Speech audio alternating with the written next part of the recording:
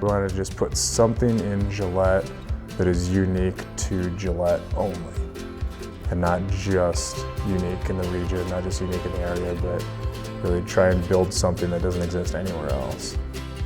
A meadery is not a business you find in every town on every corner. It's very unique. The things that are in this building are unique and they will never ever be found anywhere else.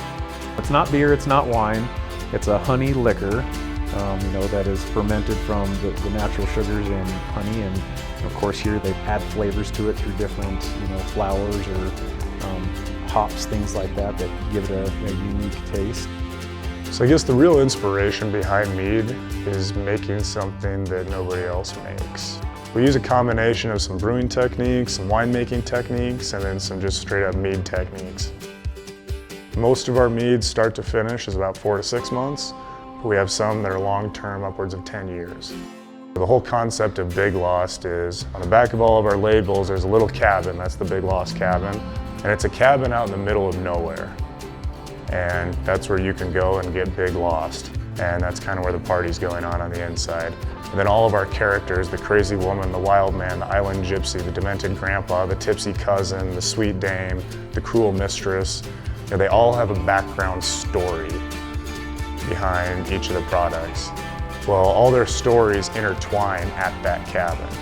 Come have a horn, sit by the fire, have a conversation with somebody, have a conversation with a stranger. The bar that the mead is served from was a bar that my dad built back in the late 80s at the old fire station.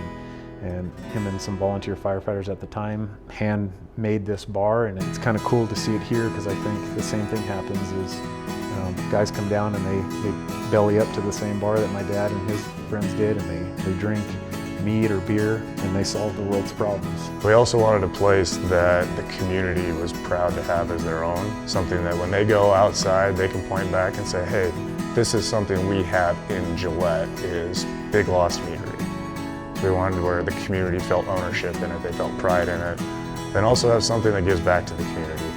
So we wanted a business where we can utilize our company power to better the community around us, whether it be Gillette, Campbell County, state of Wyoming, but stuff that we can do to use our financial and marketing power to drive other aspects of the community forward.